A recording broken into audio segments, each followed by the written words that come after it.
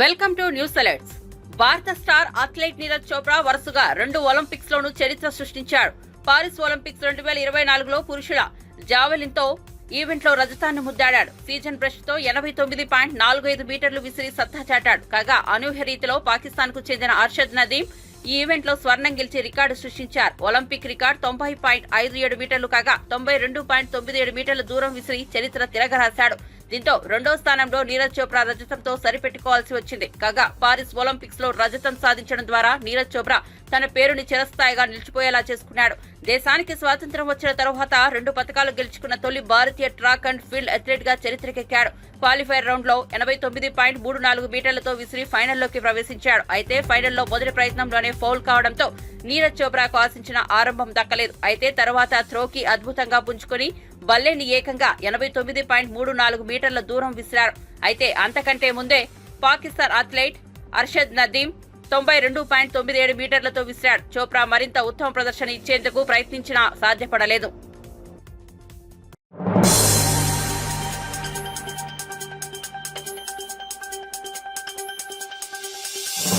Paris Olympics లో భారత్ కు 4వ పతకం లభించింది. భారత పురుషుల హాకీ జట్టు కాంస్యం సాధించింది. 3వ స్థానం కోసం జరిగిన మ్యాచ్ లో భారత్ 2-1 తేడాతో స్పెయిన్ ను ఓడించింది. సూపర్ ఫామ్ లో ఉన్న భారత్ కెప్టెన్ హర్మన్ ప్రీత్ సింగ్ 2 గోల్స్ తో భారతీయ విజయంలో కీలక పాత్ర పోషించాడు. ఈ మ్యాచ్ 18వ నిమిషంలో మార్క్ మిరాలెస్ చేసిన గోల్ తో స్పెయిన్ బోని కొట్టింది. అయితే హర్మన్ ప్రీత్ 33వ నిమిషాల్లో 2 గోల్స్ చేసి భారత్ ను 2-1తో ఆధిత్యంలో నిలిపాడు. ఇక సెకండ్ హాఫ్ లో ఇరు జట్లు ఒక్క గోల్ కూడా చేయలేకపోయాయి. మొత్తం మీద భారత్ తన స్థాయికి తగ్గట్టుగా ఆడి పారిస్ ఒలింపిక్స్ లో 3వ స్థానంలో నిలవడం ద్వారా కాంస్యం కైవసం చేసుకుంది. కాగా భారత హాకీ జట్ గోల్ కీపర్ శ్రీజేష్ కు ఇదే చివరి మ్యాచ్. శ్రీజేష్ తన అంతర్జాతీయ కెరీర్ కు ఈ మ్యాచ్ తో రిటైర్మెంట్ ప్రకటించాడు.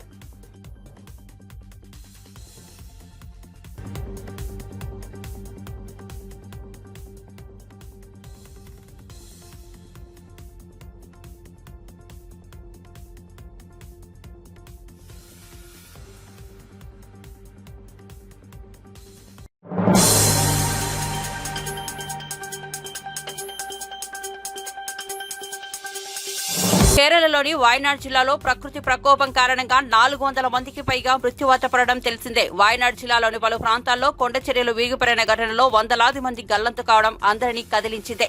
ఈ క్రమంలో టాలీవుడ్ మెగాస్టార్ చిరంజీవి, ఆయన తనయుడు గ్లోబల్ స్టార్ రామ్ చరణ్ కూడా ఈ విపత్తులో జరిగిన ప్రాణ నష్టం పట్ల చలించిపోయారు. ఇరువురు కేరళ సీఎం రిలీఫ్ ఫండ్ కు ₹1 కోటి విరాళం ప్రకటించారు. ఈ నేపథ్యంలో చిరంజీవి ప్రత్యేక విమానంలో కేరళ వెళ్లారు. కేరళ ముఖ్యమంత్రి పినరయి విజయన్ ను కలిసిన చిరంజీవి ₹1 చెక్ ను ఆయనకు అందించారు. ఈ సందర్భంగా చిరంజీవికి సీఎం విజయన్ ధన్యవాదాలు తెలిపారు.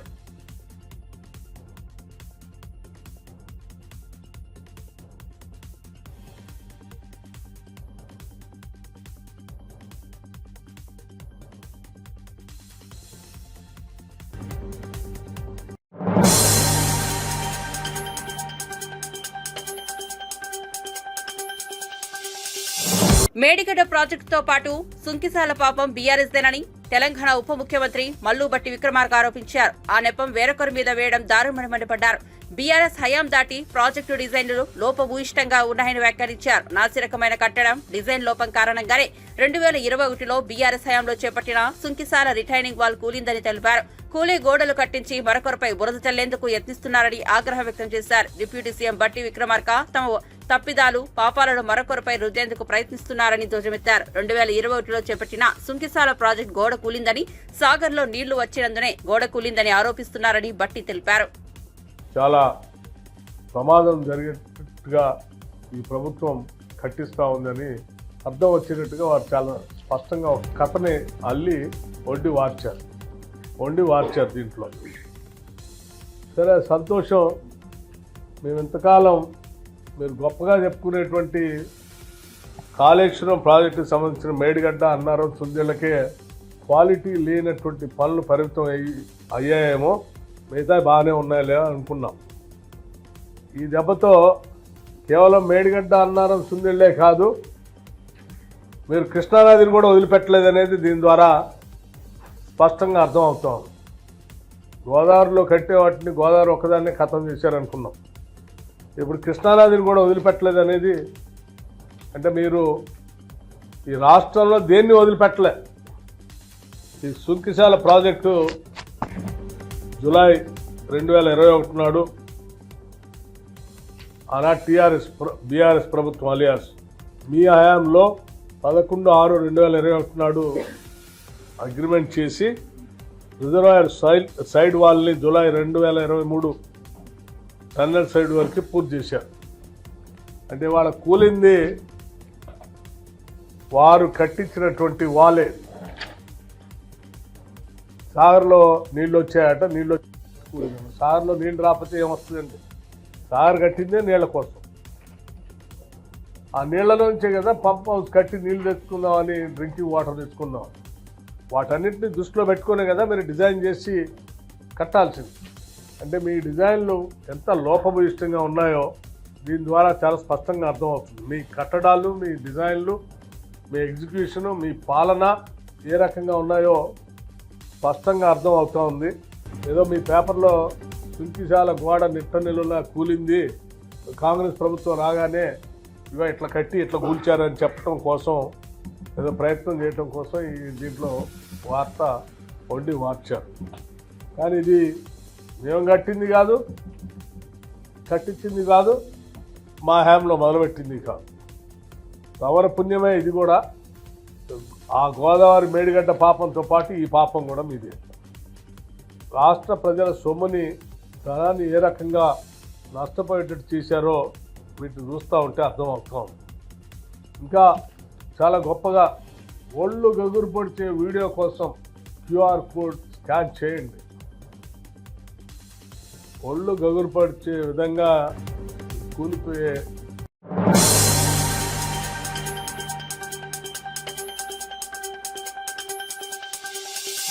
ఆంధ్రప్రదేశ్కు 1,00,000 టన్నుల కందిపప్పు ఇవ్వాలని కేంద్రాన్ని కోరానని రాష్ట్ర పౌర సరఫరాల శాఖ మంత్రి నాదెండ్ల మనోహర్ తెలిపారు. ఢిల్లీలో కేంద్ర మంత్రిని కలిసిన అనంతరం నాదెండ్ల మీడియాతో మాట్లాడారు. రాష్ట్ర విభజన జరిగినప్పటి నుంచి రేషన్ కార్డుల విషయంలో కేంద్ర ప్రభుత్వం అనుసరించే ఎన్ఎఫ్ఎస్ఏ ప్రకారం ఏపీకి చాలా అన్యాయం జరిగింది. విభజన జరిగినప్పుడు జనాభా ప్రాతిపదికన కాకుండా 2021 సెన్సస్ ప్రకారం కేటాయించారు. దీంతో ఏపీకి రేషన్ కార్డులు బాగా తగ్గిపోయాయి. ప్రస్తుతం రాష్ట్రంలో 1.47 కోట్ల కుటుంబాలకు ఆటంకం లేకుండా ప్రతి నెల రేషన్ సరఫరా చేస్తున్నాం. గిడ్డంగుల నిర్మాణానికి సహకారం అందించాలని, పౌర సరఫరాల శాఖకు రావాల్సిన నిధులు మంజూరు చేయాలని కేంద్రాన్ని కోరామని నాదెండ్ల మనోహర్ తెలిపారు. అంటే పౌర సరఫరాల శాఖలో మాకున్న వివిధ విభాగాల్లో legal metrology, weights and measures చూసుకునే బాధ్యత కూడా మాది. సో ఖచ్చితంగా ఎక్కడైతే మేము సరఫరా చేస్తున్నామో వినియోగదారుడికి ఎక్కడ కూడా పొరపాటు జరగకుండా క్వాలిటీ కానీ క్వాంటిటీ కానీ పొరపాటు ఉండకూడదు అనేది చూసుకోవాల్సిన బాధ్యత మా పైన ఉంటుంది.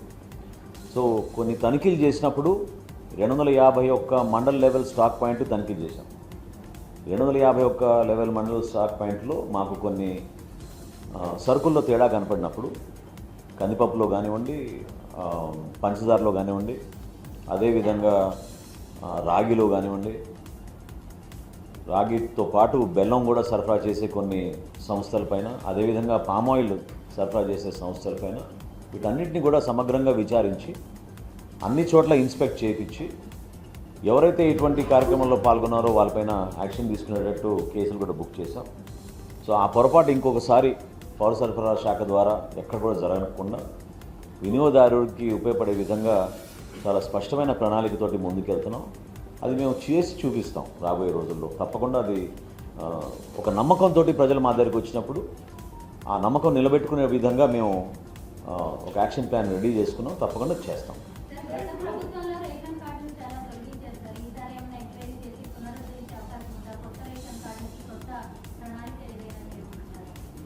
గత ప్రభుత్వంలో చేసినవి చాలా ఉన్నాయమ్మా.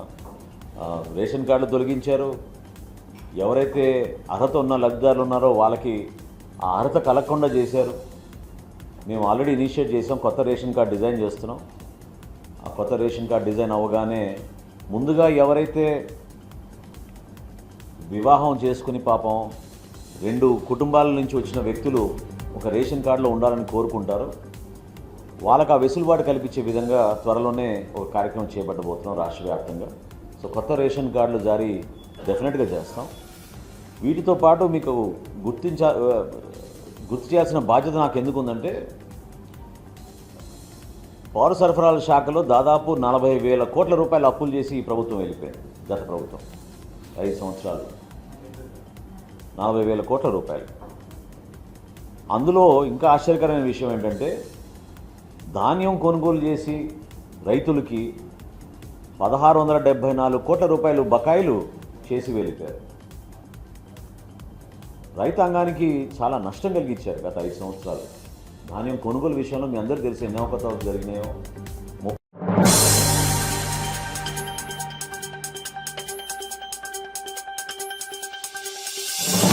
ఏపీలో అధికార కూటమి గేట్లు తెరిస్తే వైసీపీ ఖాళీ అవడం ఖాయమని మాజీ మంత్రి ఎమ్మెల్యే గంటా శ్రీనివాసరావు పేర్కొన్నారు. Visakha municipal corporation standing committee ఎన్నికల్లో కూటమి సభ్యులు విజయం త్వరలో జరగబోయే అన్ని ఎన్నికలకు నాంది అని వెల్లడించారు. గురువారం ఆయన విశాఖలో మీడియాతో మాట్లాడారు. విశాఖ స్థానిక సంస్థల ఎమ్మెల్సీ అభ్యర్థిని త్వరలోనే ప్రకటిస్తామన్నారు.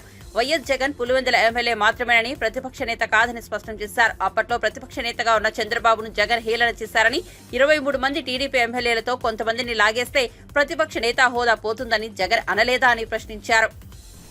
భీమిలి నియోజకవర్గం సంబంధించి కొన్ని ప్రత్యేకమైన ప్రణాళికలు కూడా తయారు చేయమని చెప్పని ఆ రోజు జిల్లా అధికారులకి, కలెక్టర్ గారికి, జీఎంసీ కమిషనర్ గారికి, బిఎంఆర్డీఏ ఇతర అధికారులకు అందరూ కూడా చెప్పడం జరిగింది. ప్రత్యేకించి విశాఖపట్నానికి త్వరలో మెట్రో ఏదైతే ఎన్నో ఏళ్ల మించిన కళ, అటువంటి మెట్రో కూడా ప్రణాళికలు సిద్ధం చేస్తూ ఉన్నాం.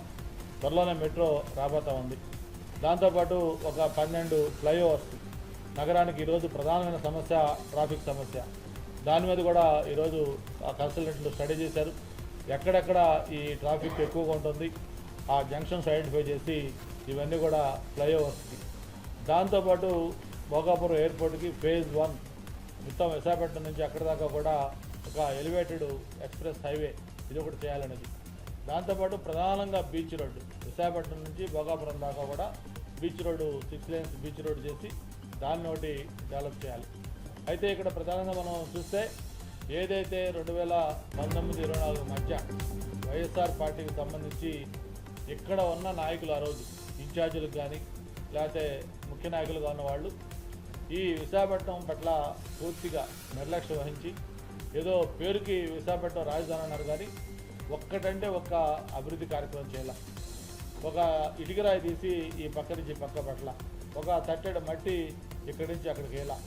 అటువంటి వైఎస్ఆర్ పార్టీ చేయకపోగా ఉన్న ప్లాన్స్ కూడా అస్తవ్యస్తం చేసింది.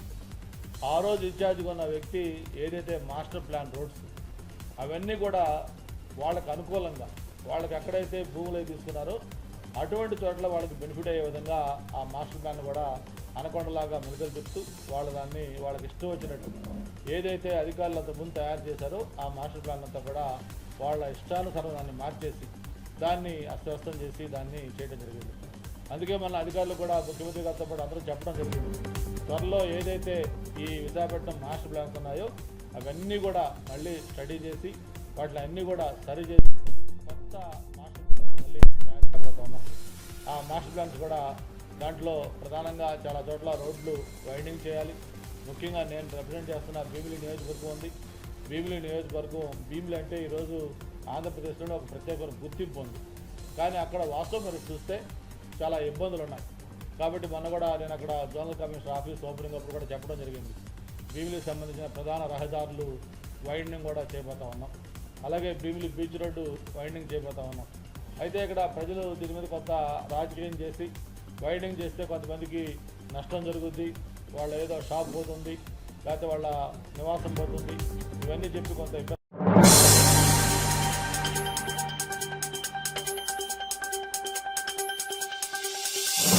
ఢిల్లీకి వస్తే పార్టీని విలీనం చేసినట్టా? ఢిల్లీకి మేం రాకూడదా అని మాజీ మంత్రి శ్రీనివాస్ గౌడ్ అన్నారు. ఆయన ఢిల్లీలో మాట్లాడుతూ ఎమ్మెల్యేల అనర్హత అంశంపై సుప్రీంకోర్టులో పోరాటం కోసం ఢిల్లీకి వచ్చామని, కోడిగుడ్డుపై ఈకలు పీకినట్టు నోటుకొచ్చినట్టు ప్రసారం చేయడం తగదని ఆయన అన్నారు. ఊహాజనితంగా కథనాలు రాయడం జర్నలిజానికి మంచిది కాదని, ఇలాంటి కథనాలు రాస్తున్నది, ప్రసారం చేస్తున్నది ఎవరో కూడా అందరికీ తెలుసు అన్నారు. 2 ఎంపీలతో బీజేపీ ప్రస్థానం మొదలైంది. అలాగని ఆ పార్టీ అక్కడితో ఆగిపోతుందా అని ఆయన ప్రశ్నించారు. ఇప్పుడు మా పార్టీ కూడా అంతే. కొందరు డబ్బుకు ఆశపడి వెళ్లారు, అంత మాత్రాన పార్టీ పని అయిపోయినట్లు కాదని, ప్రజలు కూడా రైతు బంధు సహా అనేక పథకాలు ఎక్కువ ఇస్తామని చెబితే నమ్మారు, ఓటు వేశారన్నారు. ఏ పార్టీ శాశ్వతంగా అధికారంలో ఉండదు. కొన్నేళ్ల తర్వాత ప్రజలు మార్పు కోరుకుంటారని, బీఆర్ఎస్ బలహీనపడలేదు, మేం బలంగానే ఉన్నామని ఆయన వ్యాఖ్యానించారు. ఎందుకు విలీనం చేస్తామండి? ఢిల్లీకి రావద్దా? ఢిల్లీకి వస్తే విలన్ చేసినట్లా. ఢిల్లీకి వచ్చింది ఎమ్మెల్యేల అనర్హత పైన గతంలో వచ్చిన సుప్రీంకోర్టు జడ్జిమెంట్ ప్రకారం మళ్ళా సుప్రీంకోర్టులో ఏమైనా వేయచ్చా? సుప్రీంకోర్టు జడ్జిమెంట్ ప్రకారం అక్కడ యాక్షన్ తీసుకుంటలేరు. లీగల్గా ఏం చేద్దామని చెప్పి దాని మీద లీగల్ యాక్షన్ మీద లీగల్టీ మీద రావడం జరిగింది ఇక్కడ. దానికి పని కట్టుకొని కొడుగుడ్డు మీద ఈగలు ఈగినట్లు ఏది పడితే అది రాసి ఏది పడితే అది రేటింగ్ల గురించి చేయడం అనేది తప్పది. జర్నలిస్ట్ అనేది కొన్ని విలువలతో కూడుకున్నది జర్నలిజం. కనుక దానికి అథెంటిక్ ఇన్ఫర్మేషన్ మేమే చెప్తాం కదా. ఎందుకు వచ్చింది ఢిల్లీ కంటే మేము చెప్తాం ఎందుకు వచ్చింది. ఊహించుకొని ఎవరో చెప్పారని చెప్పి రాష్ట్రాలు మంచిది కాదు. అది జర్నలిజం కూడా మంచిది కాదు. ఖచ్చితంగా మేమందరం తెలంగాణ అభివృద్ధి గురించి పాటుపడతాం. ప్రజలు మళ్ళీ మాకు అవకాశం ఇస్తే బ్రహ్మాండంగా పనిచేస్తాం. వాళ్ళకి అవకాశం ఇచ్చిండ్రు. తెలంగాణకి ఎక్కడికో అన్యాయం జరుగుతుందో మేము సలహాలు ఇస్తాం, సూచనలు ఇస్తాం, కొట్లాడతాం ఒక ఉద్యమకారులాగా. ఇదే ఇక్కడ తెలంగాణ పేరు అయితే రూములు కూడా ఇవ్వకుంది. ఇక్కడ అడ్డ మాట్లాడి కూడా ఆంక్షలు ఉండేవి. మరి ఇలా ఎంత స్వేచ్ఛ ఉంది తెలంగాణ వచ్చినందుకే కదా. ఎట్లొచ్చింది? ఎంతోమంది అమరులు అయితే వచ్చింది. ఎన్నో సంఘాలు, ఎన్నో జాతులు కొట్లాడితే వచ్చింది. ఒకరు ఇద్దరని కాదు, అన్ని వర్గాలు, పేద పీడిత వర్గాలు, ముఖ్యంగా వృత్తి జాతులు, రైతుల నుంచి మొదలుకుంటే అందరూ కొట్లాడితే వచ్చింది తెలంగాణ. ఉట్టిగా ఏదో అని మాట్లాడి విలీనమవుతుంది, మొత్తం కలిపేస్తున్నారు, పార్టీ పోతుంది అనేది దయచేసి మారుకోండి. అది మంచి పద్ధతి కాదు. మీకు చాలా అంశాలను చెప్పడానికి ప్రభుత్వం చేయాల్సిన బాధ్యత ఏంది గుర్తు చేయాల్సిన అవసరం ఉంది. ప్రభుత్వం ఇచ్చిన హామీలు గుర్తు చేయాల్సిన అవసరం ఉంది. అసత్య ప్రచారాలేనా? జయశంకర్ గారు ఉండ్రి, ప్రొఫెసర్ జయశంకర్ గారు, వారు చెప్పేది తెలంగాణలో ఉద్యమం చేయండి, కానీ తెలంగాణ ఉద్యమంలో చాలామంది సమైక్యవాదులు చేరుతారు, మేము కూడా తెలంగాణ జాగ్రత్త ఉండాలని చెప్పేది. మేము సంఘాలు పెట్టేటప్పుడు మాకు చెప్పేది సంఘాలు పెట్టండి, కానీ ఈ సంఘాలలో మళ్ళా సమైక్యవాదులు జొరగొడతారు, వాళ్ళు ఎట్లా గుర్తుపట్టాలంటే అని చెప్పేది.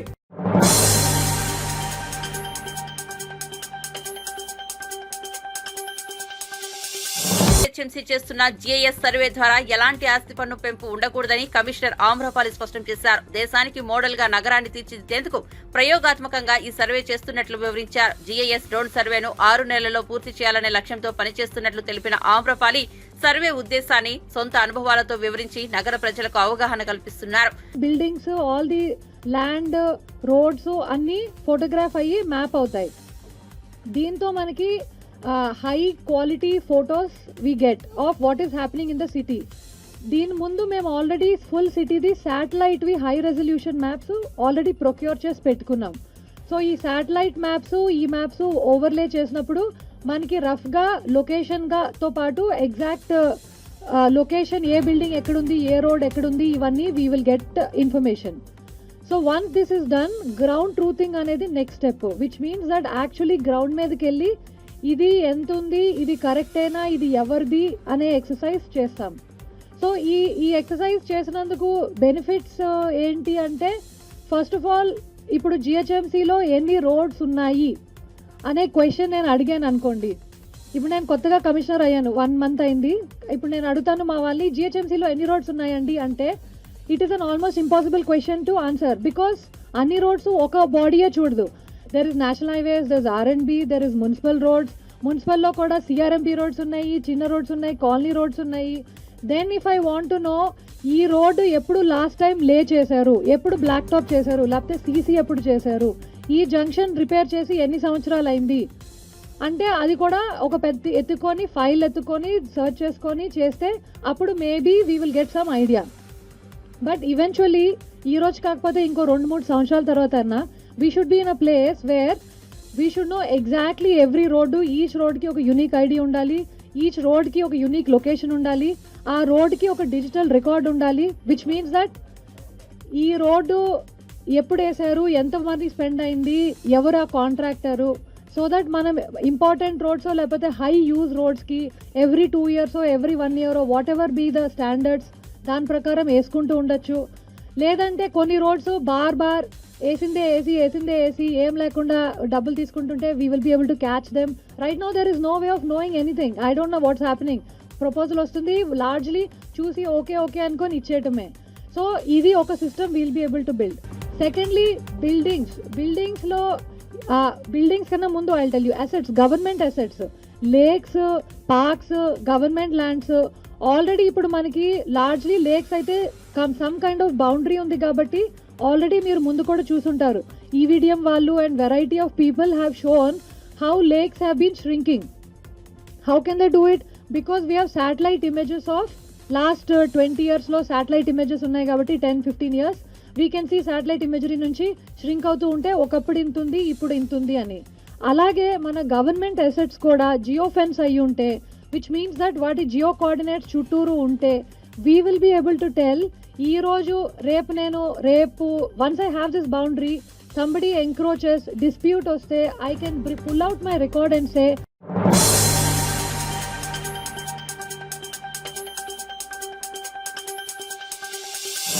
పల్నాడు జిల్లాలో పులిచింతల ప్రాజెక్టుకు నాగార్జున సాగర్ నుంచి వరద ప్రవాహం కొనసాగుతోంది. దీంతో అధికారులు 11 గేట్లు ఎత్తి 2.30 లక్షల క్యూసెక్ల నీటిని విడుదల చేస్తున్నారు. సాగర్ నుంచి పులిచింతలకు 2.45 లక్షల క్యూసెక్ల వరద వచ్చి చేరుతోంది. ఇందులో విద్యుత్ ఉత్పత్తి కోసం 15,000 క్యూసెక్ల నీటిని మళ్లిస్తున్నారు.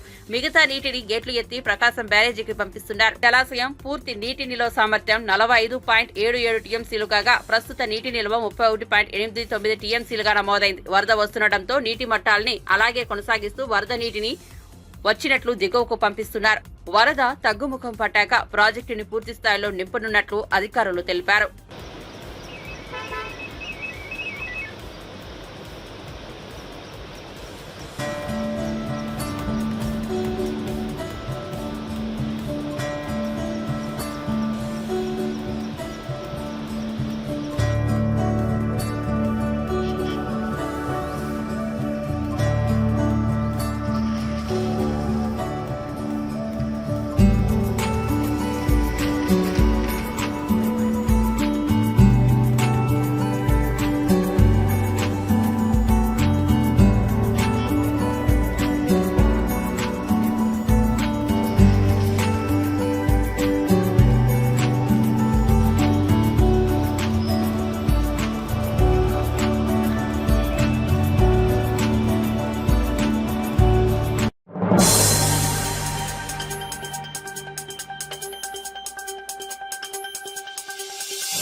ఎగువ నుంచి భారీగా వరద వచ్చి చేరుతుండటంతో కృష్ణానది ఉధృతంగా ప్రవహిస్తోంది. ఈ నేపథ్యంలో విజయవాడలోని ప్రకాశం బ్యారేజీ గేట్లు తెరిచి నీటిని దిగువకు విడుదల చేస్తున్నారు. ఈ సందర్భంగా పరవళ్లు తొక్కుతున్న కృష్ణమ్మ అందాలను వీక్షించేందుకు సందర్శకులు భారీగా ప్రకాశం బ్యారేజీ వద్దకు వస్తున్నారు. పరుగులు పెడుతున్న కృష్ణమ్మ చిత్రాలను తమ సెల్ ఫోన్లలో బంధిస్తూ వారంతా మురిసిపోతున్నారు.